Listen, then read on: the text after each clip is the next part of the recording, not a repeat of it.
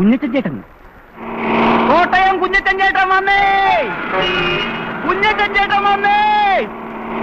കോട്ടയത്തിന്റെ കണ്ണിലുണ്ണി കുഞ്ഞച്ചൻ ചേട്ടൻ വന്നേ! ജീവപര്യന്റെ ശിക്ഷ കഴിഞ്ഞ് കുഞ്ഞച്ചൻ ചേട്ടൻ വന്നേ!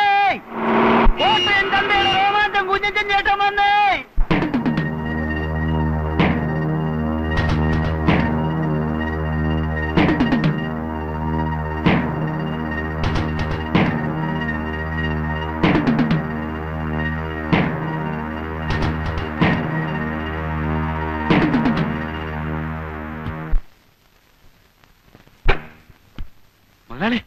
ആ കോട്ടയം കുഞ്ഞച്ചൻ വന്നിട്ടുണ്ട്.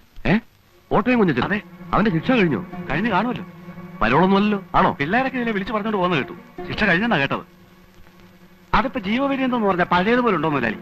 അവധി ദിവസങ്ങളും ഓരോരോ സർക്കാർ വരുമ്പോൾ കാണിക്കുന്ന വിട്ടുവീഴ്ചകളും എല്ലാം ചേർത്ത് ആകെ 5-8 കൊല്ലം കൊണ്ട് കച്ചവടം അങ്ങ് തീരും. ഏതായാലും നമ്മളെ പിള്ളേരുടെ ഒന്ന് പറഞ്ഞു വെച്ചേക്ക്. അവൻ നേരെ ഇങ്ങോട്ടായിരിക്കും വരുന്നത്. ഇങ്ങോട്ട് വന്നാലുടൻ ഗോഡൌണിലേക്ക് വരുത്താനുള്ള ഏർപ്പാട് ഞാൻ മാനേജരെ കൊണ്ട് ചെയ്യിച്ചേക്കാം. അത് വേണം മുതലാളി. അന്നന്ന് ചെയ്യേണ്ട കാര്യങ്ങൾ അന്നന്ന് ചെയ്യണമെന്ന് ഞാൻ നിന്നോട് പല പ്രാവശ്യം പറഞ്ഞിട്ടില്ലേ കേശവൻകുട്ടി? ഇതൊന്നും നാളത്തേക്ക് വെക്കാവുന്ന കാര്യങ്ങളല്ല. നാളെ പിന്നെ അവൻ അതും പറഞ്ഞ് ഇവിടെ കയറി ഇറങ്ങി നടക്കും. ഇന്നേ ഇല്ലാന്ന് പറഞ്ഞു വിട്ടാ അങ്ങോട്ടും ഇങ്ങോട്ടും ഇച്ചിരി മേലു പോകും.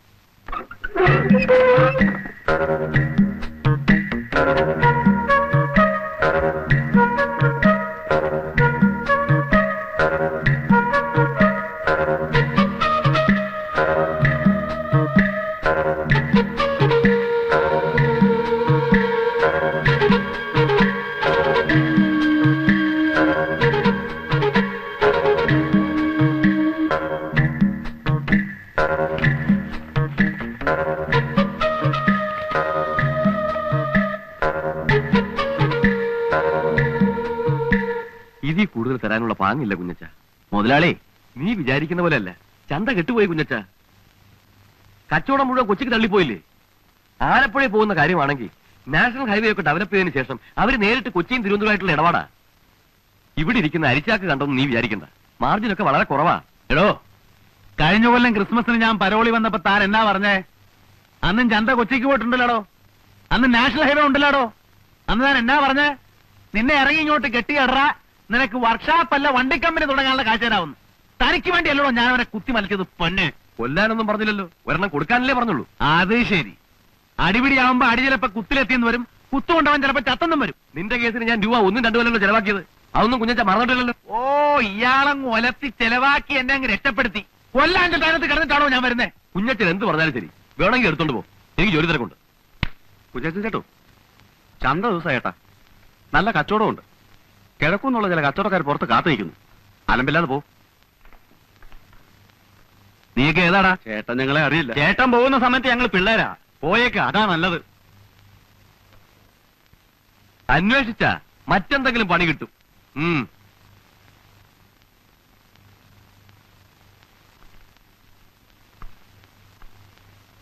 അല്ല, അവൻ കൊലപാതകം കഴിഞ്ഞ് 5-8 വർഷങ്ങൾക്ക് ശേഷം പ്രതിഫലം ചോദിക്കാൻ വന്നിരിക്കുക.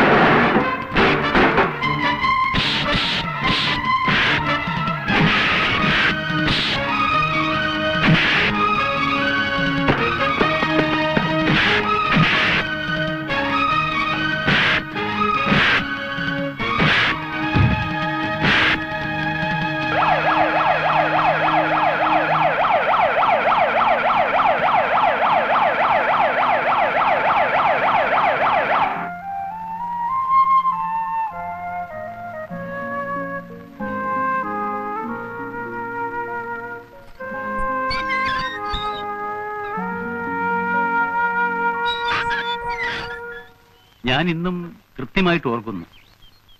30-32 വർഷങ്ങൾക്ക് മുൻപ് ആലപ്പുഴ എവിടെയോ ഒരു പെരുന്നാൾ പ്രസംഗം കഴിഞ്ഞ് ഞാൻ ബോട്ടിറങ്ങി വരുമ്പോൾ കോട്ടയം ചന്തക്കടവിലെ എച്ചിക്കൂനിൽ നിന്ന് ഒരു കൊച്ചു കുഞ്ഞിന്റെ കരച്ചിൽ കേട്ടു. അതിനെ ഞാൻ അനാഥ മന്ദിരത്തിലാക്കി. ഞാൻ എന്റെ മകനെപ്പോലെ വളർത്തി.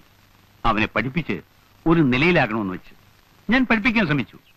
പക്ഷേ അവൻ പഠിച്ചില്ല. എങ്കിലൊരു തൊഴിൽ ചെയ്ത് ജീവിക്കട്ടെ എന്ന് വെച്ച് അവനൊരു വർക്ക്ഷോപ്പിൽ അയച്ചു. പഠിച്ചു. അവിടെ അവൻ സമർത്ഥനായി. അപ്പോഴും സാത്താൻ അവനെ വിട്ടുപിരിഞ്ഞില്ല. അഴുക്ക് ചാലിലേക്ക് വീഴാനായിരുന്നു അവന്റെ വിധി. 10-12 വയസ്സായപ്പോഴേ എന്റെ കയ്യിൽ നിന്ന് പോയി. പിന്നെ വല്ലപ്പോഴൊക്കെ അവനെ കാണാറുണ്ട്. എന്നെ കാണുമ്പോ അവൻ ഒഴിഞ്ഞു മാറും. പിന്നീട് ഞാൻ കേൾക്കുന്നത് കോട്ടയം ചന്തയിലെ 1-ാം നമ്പർ റൗഡിയാണ് എന്റെ മോനെന്ന. നാട്ടുകാർ അവനൊരു പേരും കൊടുത്തു, കോട്ടയം കുഞ്ഞച്ചൻ. അച്ഛൻ എന്നോട് ക്ഷമിക്കണം. എന്റെ അപ്പനും അമ്മയും എല്ലാം കൂടി ആയിട്ട് ഈ ഭൂലോകത്തുള്ള ഒരാൾ അച്ഛനാ. അച്ഛോ വെട്ടാനും കുത്താനും ഒന്നും അല്ല ഞാൻ ജയിലിൽ നിന്ന് വന്നത്. ഒരു വർക്ക്ഷോപ്പ് തുടങ്ങി സ്വന്തം കാലിൽ നിൽക്കണമെന്ന് ഓർത്ത് തന്നെയാ വന്നത്. ആദ്യം കിട്ടുന്ന കാശ് കൊണ്ട് അച്ഛനൊരു ലോഹ വാങ്ങിച്ചു തരണമെന്നോടെ ഞാൻ വിചാരിച്ചതാ. പക്ഷെ അവസാനം ആ പട്ടിയെ ചതിച്ചോ. അവൻ ആരാണ്? നിന്റെ അപ്പനോ അപ്പൂപ്പനോ? ആരാണ് അവൻ? എന്തിന്റെ പ്രതിഫലമാണ് നീ അവനോട് ഞാൻ ചോദിച്ചത്? നാണോ ഇല്ലടാ അവൻ ചെയ്യാനൊക്കെ?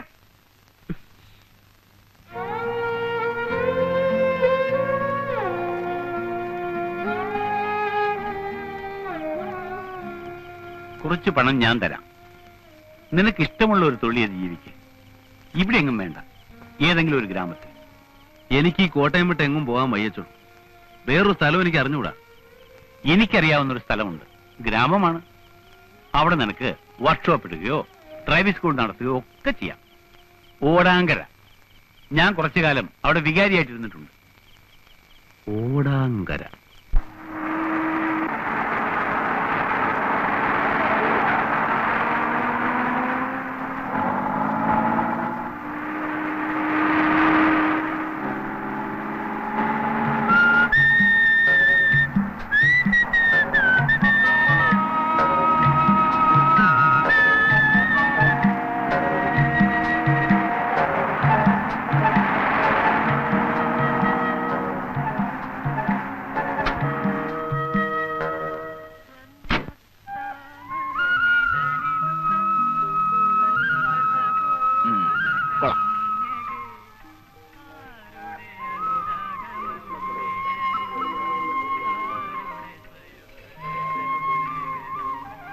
Hello, good morning.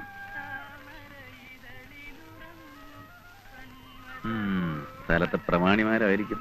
അയ്യോ, എന്റെ കൈ തരിക്കുന്നു. അയ്യോ, ഞാനൊന്നുമില്ലേ. എടാ ബോസ്കോ, ആ കെട്ടഴിച്ച് സാധനങ്ങളെല്ലാം ഇറക്കി വെക്കടാവേ. ശരി പ്രിൻസിപ്പളെ.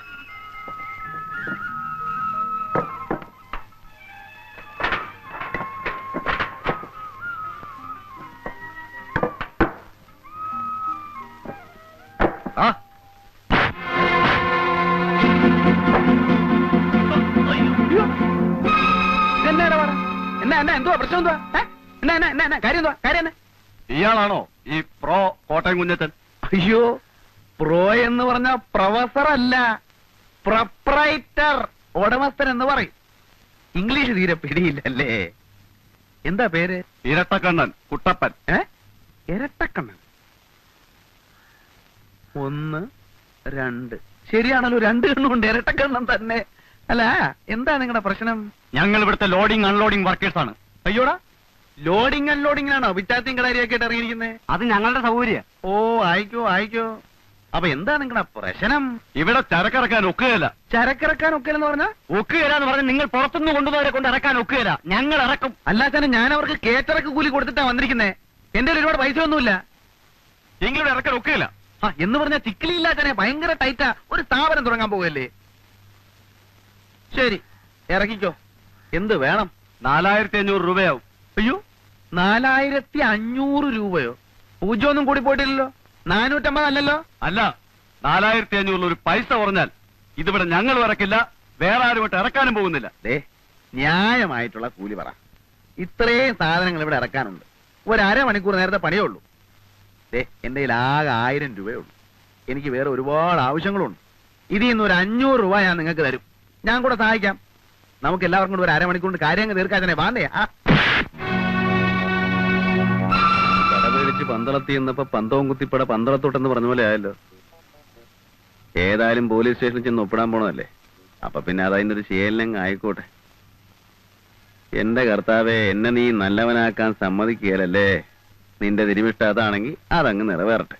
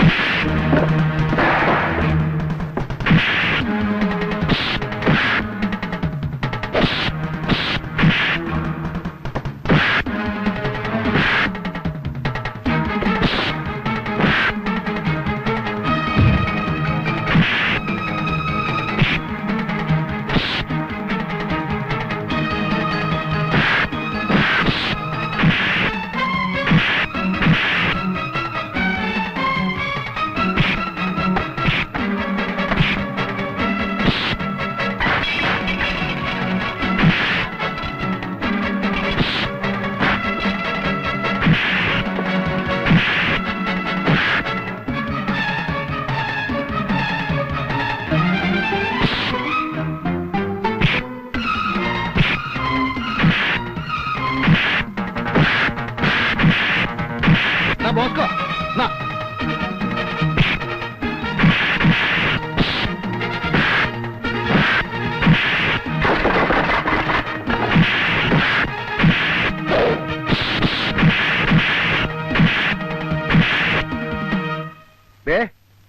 ഇരട്ടക്കണം ചേട്ടോ.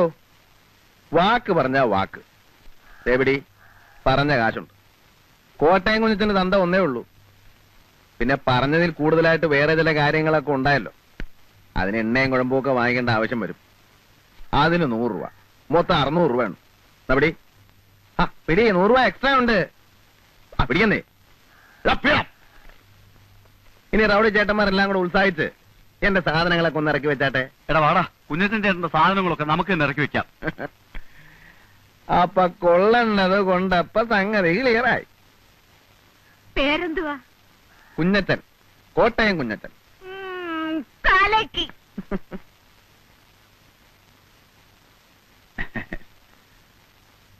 എന്റെ പൊന്ന് സാറേ, എന്നും കുന്നും 12 മാസവും ഇങ്ങനെ വന്ന് ഒപ്പിടാൻ പാടാണ് സാറേ. നല്ല നടപ്പെന്ന് പറയുമ്പോ ഞാനിപ്പോ വളരെ നല്ല നടപ്പ് തന്നെയായിപ്പോ. അങ്ങനെ ചീത്തയായിട്ട് നടക്കണമായിരുന്നേ കോട്ടയം ചന്ത തന്നെ കിടന്നാ പോരാഞ്ഞോ. ടൈപ്പ് റൈറ്റിംഗ് ആണ്, ഡ്രൈവിംഗ് സ്കൂളാണ്, തട്ടിപ്പാണെന്നൊക്കെ പറഞ്ഞ് ഈ പട്ടിക്കാട്ടി വന്ന് കിടക്കേണ്ട വല്ല കാര്യമുണ്ടോ? അല്ല, ഞാൻ പറഞ്ഞു വരുന്നത് എന്താന്ന് വെച്ചാല്, ഇപ്പൊ ഒരാഴ്ച ഞാൻ വന്ന് ഡെയിലി ഒപ്പിട്ടോളാം. പിന്നെ അങ്ങോട്ട് ആഴ്ചയിൽ 1 കിലോമീറ്റർ പോരെ. അല്ല സാറേ, ഞാനിപ്പോ പഴയതുപോലെ ഒന്നും അല്ല. വാചകം അടിക്കാതെ കുഞ്ഞച്ചാ, എനിക്ക് നിന്നെ അറിഞ്ഞൂടെ? അല്ല, സാറ് തന്നെ എന്നെ വിളിച്ച് പറയും, കുഞ്ഞച്ച നീ സൗകര്യം പോലെ വന്ന് ഒപ്പിട്ടാ മതിയെന്ന്. അല്ല, എന്നിട്ടേ ഞാൻ ചെയ്യത്തുള്ളൂ.